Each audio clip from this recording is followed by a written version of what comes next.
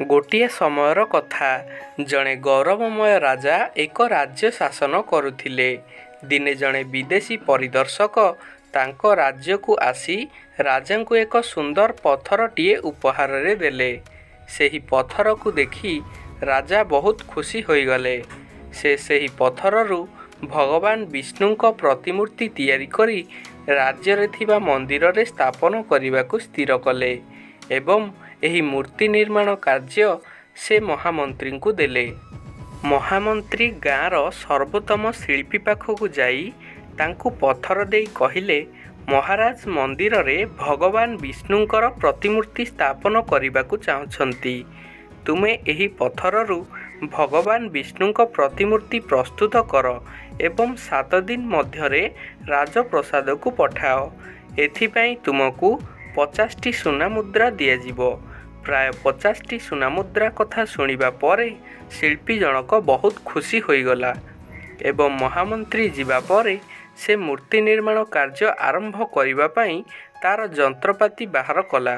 ସେ ନିଜ ଯନ୍ତ୍ରପାତିରୁ ପ୍ରଥମେ ହାତୁଡ଼ି ନେଇ ପଥର ଭାଙ୍ଗିବା କାର୍ଯ୍ୟ ଆରମ୍ଭ କଲା, କିନ୍ତୁ ପଥରଟି ଭାଙ୍ଗିଲା ନାହିଁ। ମୂର୍ତ୍ତିକାର ଜଣକ ହାତୁଡ଼ିରେ ଅନେକ ଥର ପଥରକୁ ପିଟିଲା, କିନ୍ତୁ ପଥରଟି ଭାଙ୍ଗୁ ନଥିଲା।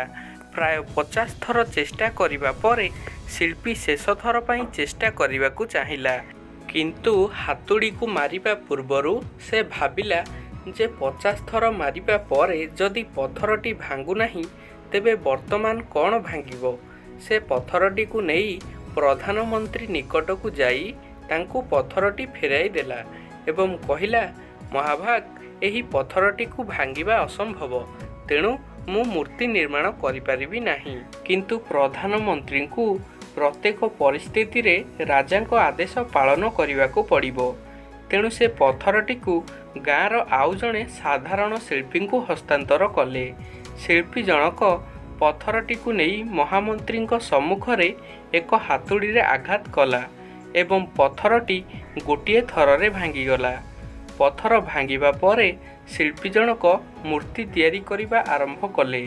ଏହା ଦେଖି ପ୍ରଧାନମନ୍ତ୍ରୀ ମନେ ମନେ ଭାବିଲେ ଯେ ଯଦି ପ୍ରଥମ ଶିଳ୍ପୀ ଜଣକ ଶେଷ ଥର ପାଇଁ ଚେଷ୍ଟା କରିଥାନ୍ତେ ତେବେ ସେ ନିଶ୍ଚିତ ସଫଳ ହୋଇଥାନ୍ତେ ଏବଂ 50ଟି ସୁନା ମୁଦ୍ରାର ଅଧିକାର ପାଇପାରିଥାନ୍ତେ। ତେଣୁ ବନ୍ଧୁଗଣ, ଆମେ ମଧ୍ୟ ଆମ ଜୀବନରେ ଏହିପରି ପରିସ୍ଥିତିକୁ ସାମ୍ନା କରିଥାଉ। ଅନେକ ଥର କୌଣସି କାର୍ଯ୍ୟ କରିବା କିମ୍ବା କୌଣସି ସମସ୍ୟାର ସମାଧାନ କରିବା ପୂର୍ବରୁ ଆମର ଆତ୍ମବିଶ୍ୱାସ ହ୍ରାସ ହୁଏ ଏବଂ ଆମେ ଚେଷ୍ଟା ନକରି ଛାଡ଼ି ଦେଇଥାଉ। ଅନେକ ଥର ଯଦି ଆମେ ଗୋଟିଏ କିମ୍ବା 2ଟି ପ୍ରୟାସରେ ବିଫଳ ହୁଏ ତେବେ ଆମେ ଆଗକୁ ଚେଷ୍ଟା କରିବା ବନ୍ଦ କରିଦେଉ, ଯେହେତୁ ଏହା ସମ୍ଭବ ଯେ କିଛି ଅଧିକ ପ୍ରୟାସ ସହିତ କାର୍ଯ୍ୟ ସମାପ୍ତ ହୋଇଥାନ୍ତା କିମ୍ବା ସମସ୍ୟାର ସମାଧାନ ହୋଇଥାନ୍ତା। ଯଦି ଆପଣ ଜୀବନରେ ସଫଳତା ହାସଲ କରିବାକୁ ଚାହାନ୍ତି ତେବେ ଆପଣ ସଫଳତା ପାଇବା ପର୍ଯ୍ୟନ୍ତ ବାରମ୍ବାର ବିଫଳ ହେବା ପରେ ମଧ୍ୟ ଚେଷ୍ଟା କରିବା ବନ୍ଦ କରିବା ଉଚିତ ନୁହେଁ। କିଏ ଜାଣେ, ଚେଷ୍ଟା କରିବା ପୂର୍ବରୁ ଆମେ ଯେଉଁ ପ୍ରୟାସ ଛାଡ଼ିଥାଉ ତାହା ଆମର ଶେଷ ପ୍ରୟାସ ହୋଇପାରେ ଏବଂ ଆମେ ଏଥିରେ ସଫଳ ହୋଇପାରିବା।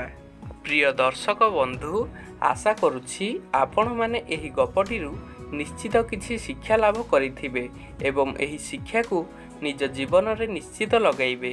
ଏହିଭଳି ନୂଆ ନୂଆ ଭିଡ଼ିଓ ଦେଖିବାକୁ ଚାହୁଁଥିଲେ ଆମ ଚ୍ୟାନେଲକୁ ସବସ୍କ୍ରାଇବ୍ କରି ରଖନ୍ତୁ ଏବଂ ପାଖରେ ଥିବା ବେଲ୍ ଆଇକନ୍କୁ ଅଲ୍ରେ ପ୍ରେସ୍ କରନ୍ତୁ, ଯାହାଫଳରେ ଆମେ ଅପଲୋଡ଼ କରୁଥିବା ସର୍ବପ୍ରଥମ ଭିଡ଼ିଓ ଆପଣମାନେ ପାଇପାରିବେ। ରହୁଛି, ନମସ୍କାର।